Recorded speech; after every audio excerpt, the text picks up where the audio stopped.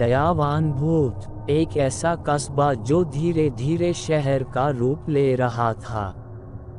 इधर उधर दूर दूर तक निर्माणाधीन बिल्डिंगें बिखरी पड़ी थीं।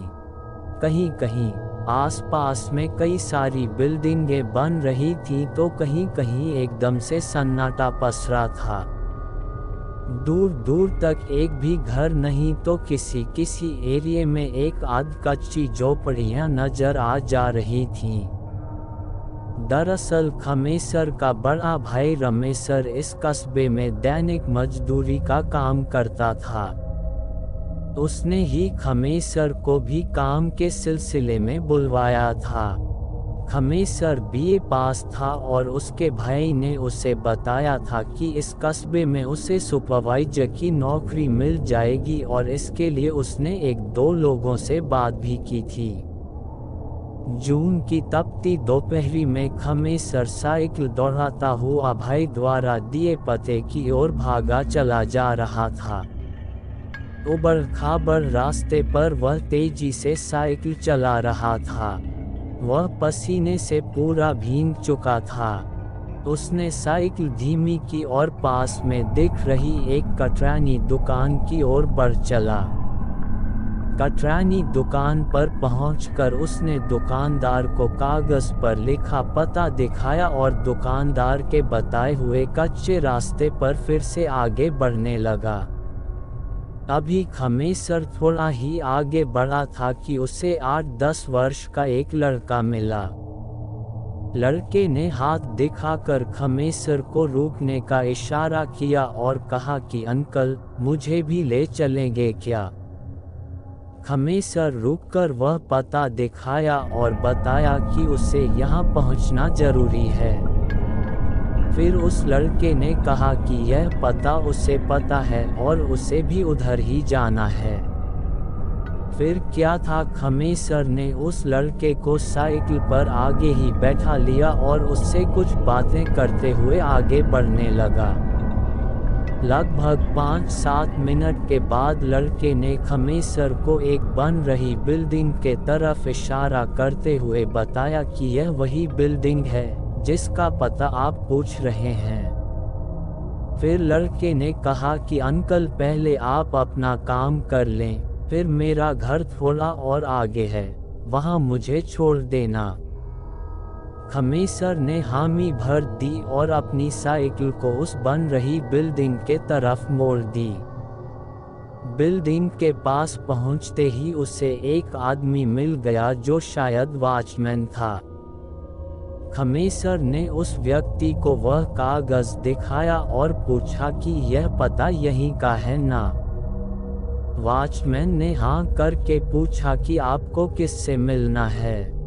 इस पर खमेसर ने वॉचमैन से कहा कि मिसिर जी से। वॉचमैन ने कहा कि मिसिर जी तो यहीं थे पर अभी निकल गए, अब वे 1 घंटे के बाद ही मिलेंगे। कोई बात नहीं, मैंने फिर से 1 घंटे में आ जाऊंगा।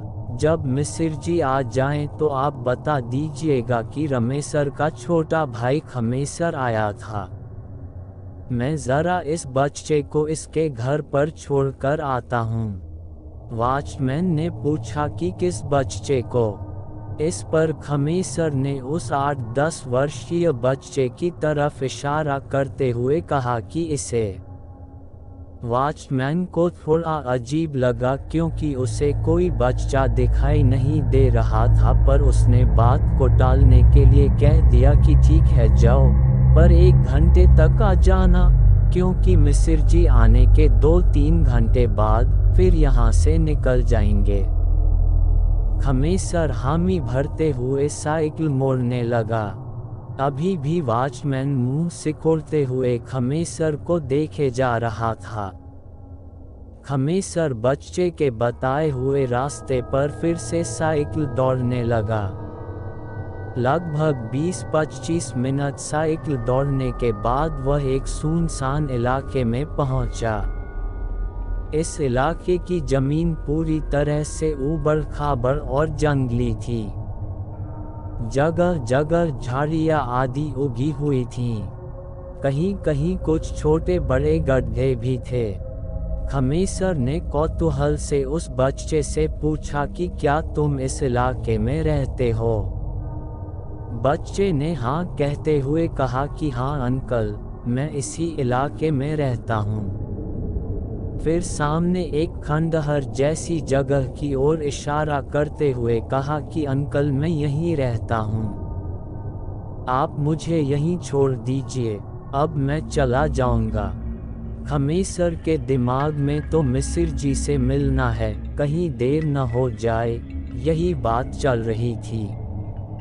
अस्तु उसने बच्चे से और कुछ पूछे बिना बच्चे को वहीं उतार कर तेजी से साइकिल मोड़कर फिर उसी रास्ते पर वापस साइकिल दौड़ाने लगा। 20-25 मिनट साइकिल दौड़ाने के बाद वह फिर से अपने पते पर आ गया। वॉचमैन ने बताया कि मिसिर जी आ गए हैं और इतना कहते हुए वह उसे लेकर उस बन रही बिल्डिंग के अंदर पहुंचा। अंदर मिसिर जी कुछ लोगों से बात कर रहे थे। वॉचमैन द्वारा परिचय कराए जाने के बाद खमेसर ने मिसिर जी की परवलगी की। फिर बातचीत हुई और मिसिर जी के यह कहने की बात कि कल से तुम काम पर आ जाना। प्रसन्न मन से खमेसर मिसिर जी का धन्यवाद करते हुए उस बिल्डिंग से बाहर निकल गया। बिल्डिंग से बाहर निकलने के बाद खमेसर काफ़ी शांति महसूस कर रहा था, क्योंकि वह लगभग 10-12 दिनों से काम की तलाश में इधर उधर भाग रहा था। वह साइकिल के पास आकर स्टैंड पर से साइकिल उतारा और उसे डुबराते हुए ही आगे बढ़ने लगा। उसे अब थोड़ी भूख भी सता रही थी, क्योंकि लगभग 11-12 बजे का निकला था और अभी तक एक बूंद पानी भी नहीं पिया था।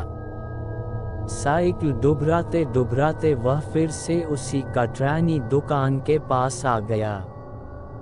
कटरानी दुकान के पास पहुंचकर उसने स्टैंड पर अपनी साइकिल खड़ी कर दी और कुछ खाने के लिए दुकान के अंदर चला गया।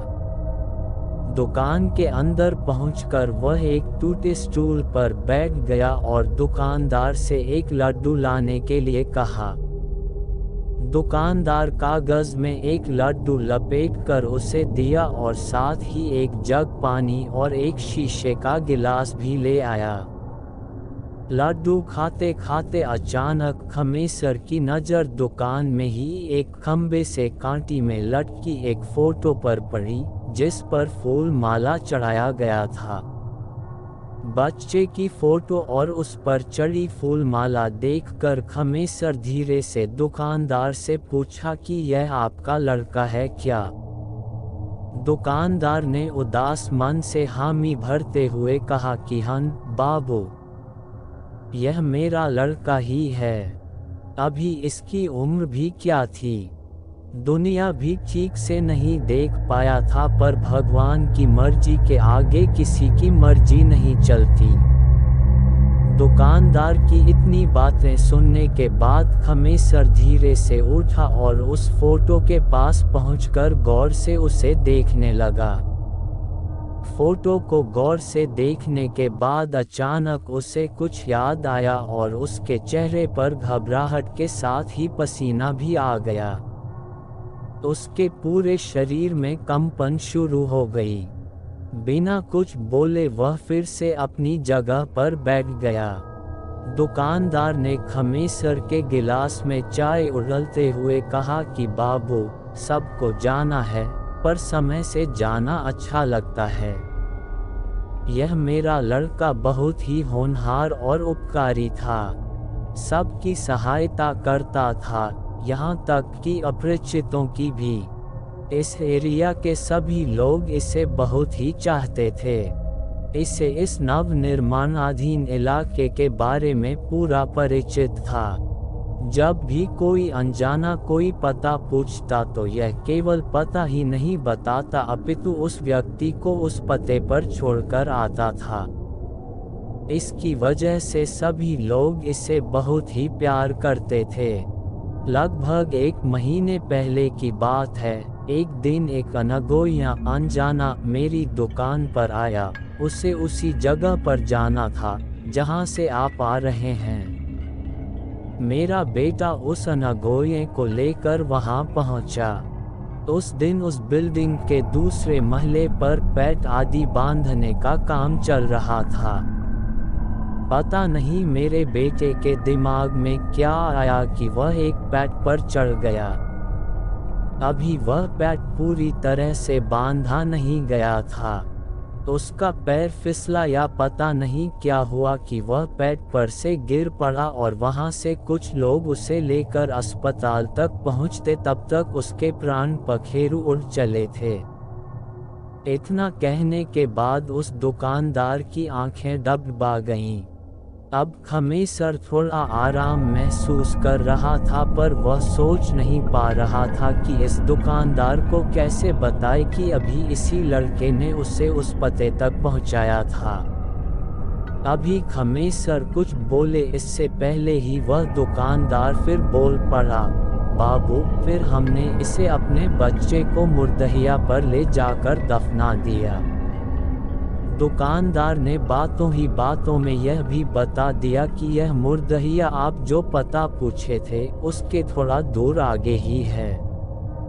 फिर अचानक खमेसर के भी आंसू निकल पड़े और वह रोते हुए दुकानदार से कहा कि काका, यह लड़का आज भी हमें उस पते पर पहुंचाया और फिर इसे मैंने मुर्दहिया पर ले जाकर छोड़ दिया, क्योंकि यह लड़का बता रहा था कि यह वहीं रहता है, पर मैं इसके साथ इसके रहने की जगह पर नहीं गया था।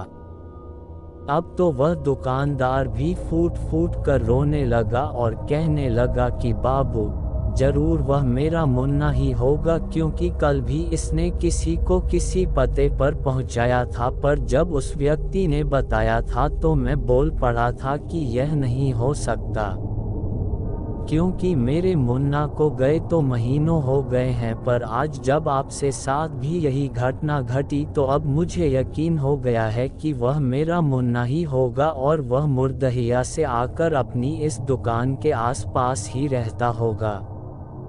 अभी दुकानदार और खमेसर की बात चल ही रही थी कि खमेसर के पते वाला वह वॉचमैन भी चाय पीने वहां आ गया।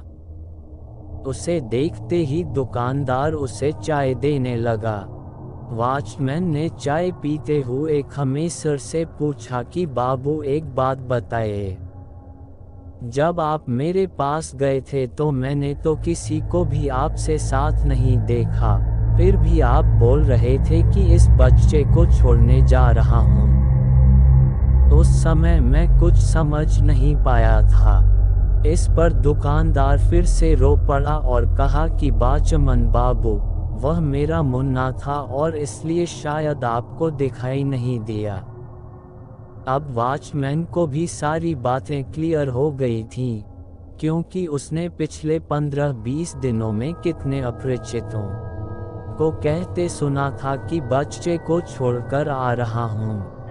कहानी कहानी होती है, यह कहानी भी कहानी ही है और वह भी पूरी तरह से काल्पनिक। इसे मनोरंजन के रूप में देखें, पर यह कहना कि आत्माएं नहीं होती, यह बात मुझे हजम नहीं होती है। मैं तो बार बार यही कहता हूँ कि अगर भगवान का अस्तित्व है तो भूत प्रेतों का क्यों नहीं।